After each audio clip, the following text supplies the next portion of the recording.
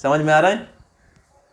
प्रेम से सेवा करिए, बुद्धि से सेवा करिए। प्रेम की सेवा मतलब ऐसा नहीं कि चल रहा है हरे कृष्णा कृष्णा कृष्णा हरे हरे, हरे राम राम राम हरे हरे, और सो गया और उधर सब्जी जल गया। प्रेम का सेवा ऐसा नहीं होता है। इतना भावुक है, नमक ही नहीं डाला, वो प्रेम की सेवा नहीं है। प्रेम मतलब भाव भी रहेगा, और भाव भगवान को प्रसन्न करने के लिए हमारे बुद्धि भी व्यवहार करेंगे। कैसे सब्जी अच्छा हो कि भगवान चखे। बहुत बार हम लोग देखते हैं कि हमारे कॉलेज यूनिवर्सिटीज में एजुकेटेड लोग बाहर में बहुत बुद्धि यूज करते हैं, एकदम फर्स्ट क्लास, और जब भगवान की सेवा का बारी आता है बुद्धि काम ही नहीं करता है।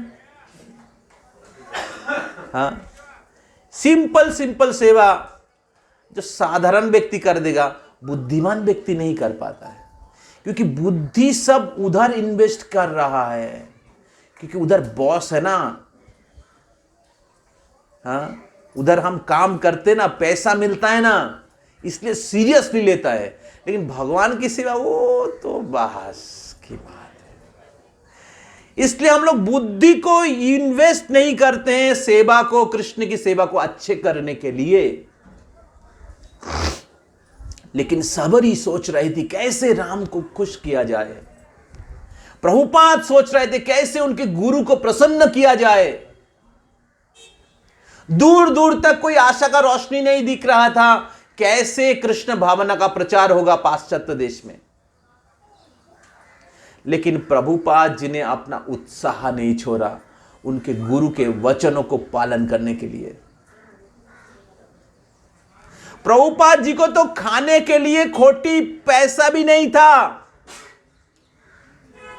किताब छपाने के लिए पैसा भी नहीं था। जो किताब आज पूरे विश्व को परिवर्तन किया है, वो किताब प्रभुपाद जी ने लिखा है रात्रि जागकर और अपना खाने के पैसा को छोड़कर।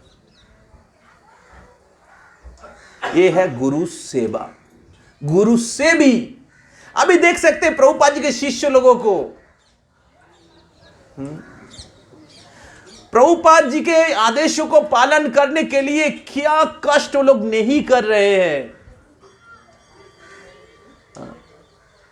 श्री श्रीमद जय पताका स्वामी गुरु महाराज की जीवन अगर आप देखेंगे, और प्रभुपाद जी के बाकी शिष्य लोगों का भी जीवन अगर देखेंगे,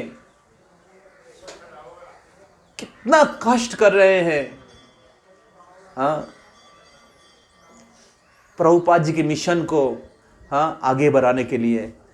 ये जो भौतिक जगत में जो भगवान को भूलकर कष्ट पाने लोगों को भगवान की चरणों में लाने के लिए कितने कष्ट कर रहे हैं। यह है गुरु सेवा। तो सबरी हर दिन वो सेवा करती थी। तो सेवा या भक्ति मतलब नित्यम। सेवा या भक्ति मतलब नित्यम। ऐसे नहीं कि ओकेशनली, कभी कभी हम भगवान की नाम जप करेंगे, कभी कभी हम मंदिर में आएंगे, कभी कभी हम लोग क्लास में आएंगे, वो भक्ति नहीं है। भक्ति मतलब नित्यम। राम नहीं आए लेकिन सबरी का भक्ति चालू है, तभी तो भगवान आएंगे। एक दिन आप सुबह मंगल आरती उठकर आ गया, जन्माष्टमी के दिन या यात्रा में, और पूरा साल सोए हुए हैं। भगवत धाम जाना चाहते हैं? यस प्रभु जी। मंगल आरती आना चाहते हैं?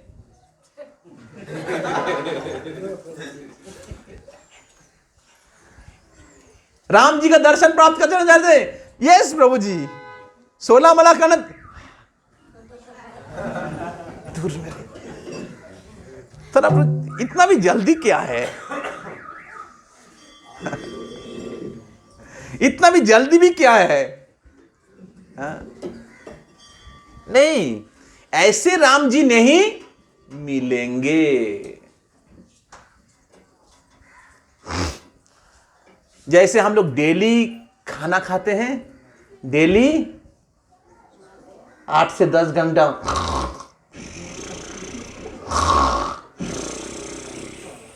निद्रा देवी के गोद में सो जाते हैं। डेली घर में रसोई करते हैं माता जी लोग, डेली करते हैं प्रभु जी। थोड़ा 2-5 दिन छोड़ दीजिए। क्या बोल रहे हैं प्रभु जी? हाँ, अरे वो तो डेली खाना खाते हैं, डेली ऑफिस जाते हैं, डेली हम लोग रसोई करते हैं, डेली निद्रा भी जाते हैं। माला साल में एक बार, तो फिर राम कैसे आएंगे? तो अगर राम को प्राप्त करना है, कृष्ण को प्राप्त करना है, नित्यम भागवत सेवया, हर दिन सेवा होना चाहिए। और जब हम भक्ति होना चाहिए, हर दिन हमारा माला कंप्लीट करना चाहिए। श्रील प्रभुपाद जी ने कहा कि अगर कोई व्यक्ति कम से कम 16 माला जप करते हैं हर दिन और 4 नियमों का पालन करते, भगवान को भोग लगा के टेस्टी प्रसाद आ गया है, खाते हैं, तो मैं उनको भगवत धाम ले जाऊंगा। जिस प्रकार शबरी उनके गुरु के वचनों को दृढ़ता के साथ पालन किया हर परिस्थिति में, उसी प्रकार अगर हम लोग प्रभुपाद जी के आदेशों को पालन करेंगे, ये निश्चित है जिस प्रकार शबरी को राम जी का दर्शन हुआ इसी स्थान पर, हमें भी भगवान श्री राम का, श्री कृष्ण का या चैतन्य महाप्रभु, जिन प्रभु के प्रति आपका प्रेम है, उनका दर्शन होगा। तो इसलिए गुरु के कृपा से कृष्ण की दर्शन मिलता है। हाँ, गुरु के आदेश अगर हम लोग पालन करेंगे, गुरु के अनुसार अगर हम लोग, गुरु के निर्देश के अनुसार अगर हम लोग भक्ति करेंगे, तो एक दिन राम का दर्शन होगा, राम की कृपा प्राप्त होगा। समझ में आ रहा है? हाँ? तो इस प्रकार शबरी माता बहुत निष्ठा के साथ भक्ति रसामृत उपदेशामृत में रूप गोस्वामी पाद कहते हैं, उत्साह निश्चया धैर्यात् तत्त्वत कर्म प्रवर्तनात्। तत्त्वत कर्म प्रवर्तनात् मतलब भक्ति के जो अलग अलग अंग हैं उसका पालन करना चाहिए। कैसे?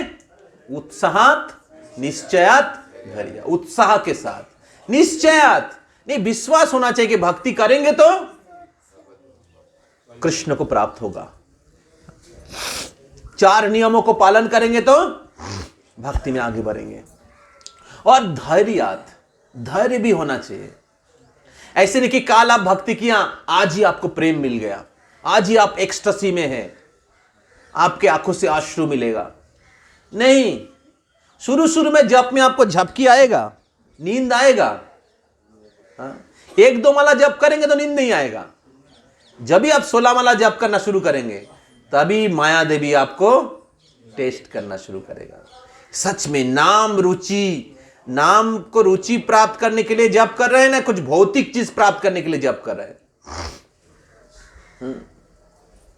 नींद आएगा, कभी मन इधर उधर जाएगा, लेकिन फिर भी अगर आप उत्साह बना के रखेंगे और धैर्य रखेंगे, जैसे पत्नी का शादी होता है पति के साथ, और पत्नी को अपेक्षा करना पड़ता है 1 साल, 2 साल, 3 साल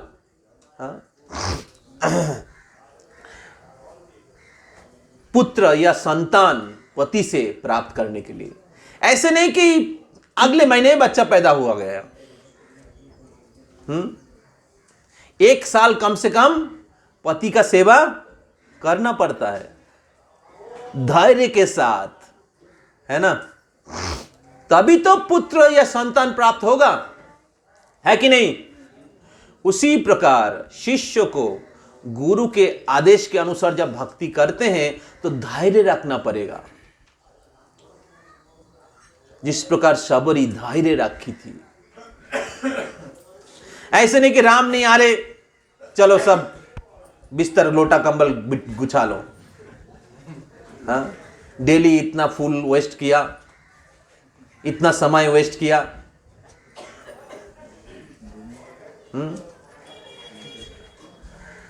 आप जो भी सेवा करते हैं, कोई भी सेवा वेस्ट नहीं होता है।